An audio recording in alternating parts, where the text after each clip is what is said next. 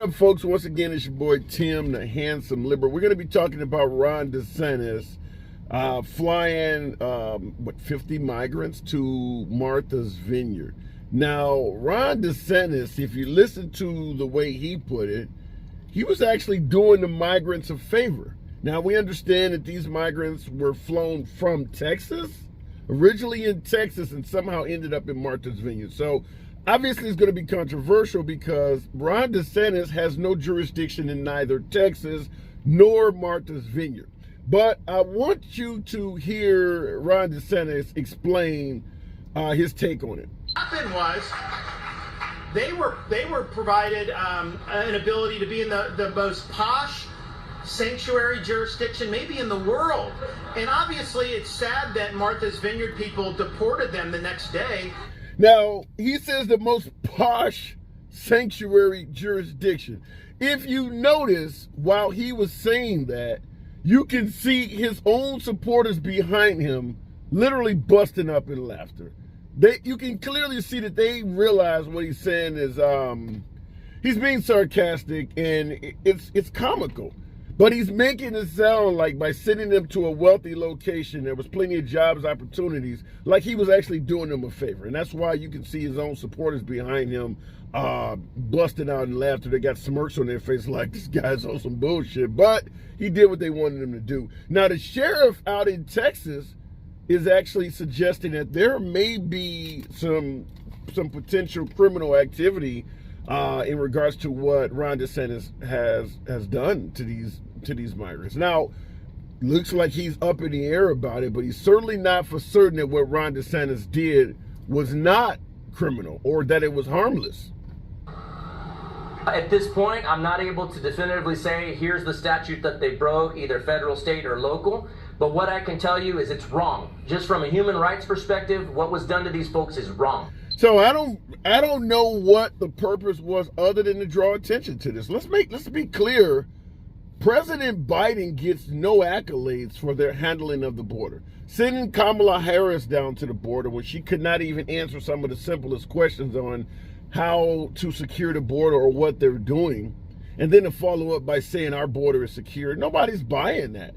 That comes across as incompetence. So despite the name of the program, make no mistake about it, I'm not here to defend President Biden or Kamala Harris. The Biden administration looks horrible on the border. So we're going to stick with that. So for anyone who wants to get in and chime in the comments, I address any and all comments, but understand your host, your humble correspondent, not making any excuses for the incompetence that the Biden administration appears to be delivering at the border. However, it does appear as if what Ron DeSantis did is worthy of discussing and is, I would say to some degree, just immoral. He used these people for a pawn, but I want you to hear this new development that's being bestowed upon Governor DeSantis. Exactly right. Lawyers representing the migrants say they were made false promises and claim it was a scheme for political gain with no intention of actually helping the migrants as they claim they were promised. The filing says that immigrants from Venezuela came to Texas and immediately surrendered to immigration officials, but in the process were met by unidentified people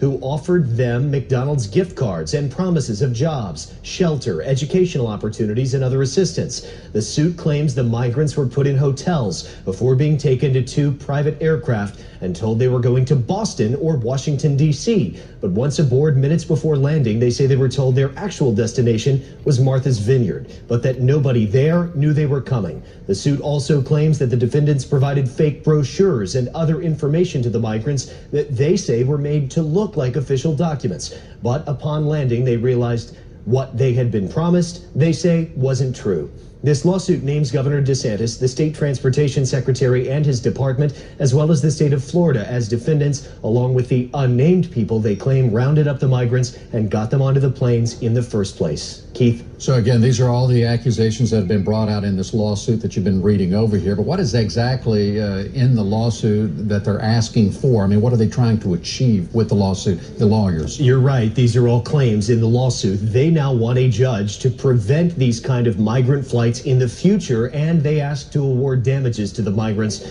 citing emotional distress. Keith. All right, Jack Roy, you're live on Happy Newsroom tonight. Thank you. Now, the migrants in their lawsuit are alleging that he implemented a scheme for political gain. In other words, what he did to them was a scheme for political gain. You're going to need a really far-right jury or court to suggest that what Ron DeSantis did was not for that purpose. Now, obviously, he wanted to draw attention to our ridiculous border security from the Biden administration. There's no denying that that is a true fact, but you don't use humans to make your point. So when they suggest that he utilized them for political gain, unless you get a court that is completely packed to the rafters with conservatives, I can't see how anyone would disagree that there's validity to that statement. He certainly was trying to further his political career. And he could have easily drawn attention to what we have, sort of an open border or border that's porous in a host of other ways, as opposed to sending these people to a foreign location that they've never been, do not speak the language, based on what appears to be outright lies. Told them that there were jobs, shelter, educational assistance, and a host of other faculties available for them without calling the area and verifying that. He suggested that since they're going to a sanctuary city, that means all this stuff is available. Similar to if I was to send you to a shelter during the wintertime, I would assume there's housing for you there. Doesn't mean the shelter's not full, not open, anything. I didn't call and check the shelter out at all. I just sent you there and said you'll have a place to stay for the night.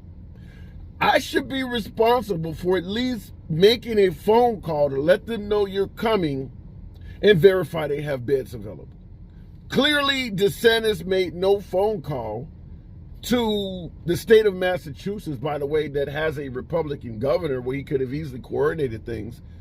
None of that. Just simply shipped them there with no notice to anyone in that area that these people were coming.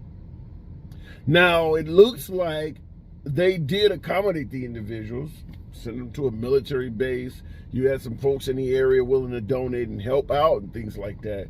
But doesn't look good, folks. It doesn't look good. I understand if you support Ron DeSantis and you are pissed off about what's happening at the border, you think this political stunt was a good idea to draw attention to the issue. Fair enough. But it is a political stunt, and that's what the lawsuit is about. What do you guys think in the comments, by the way? Think this was a good idea? Using the migrants to make a point? You think that that might be viewed favorably among Venezuelans that typically vote right, by the way? They don't tend to vote left-wing. They tend to vote right because with Hugo Chavez and their constant government being under coup attempts, they don't want to identify with socialism and things like that is normally tied to the Democratic Party. So the Venezuelan refugees that come to America and become legalized tend to go right.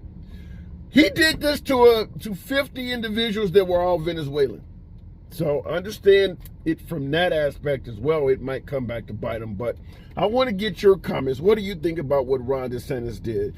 What do you think about the lawsuit that's now he's now got to deal with? And last but not least, what about the taxpayers?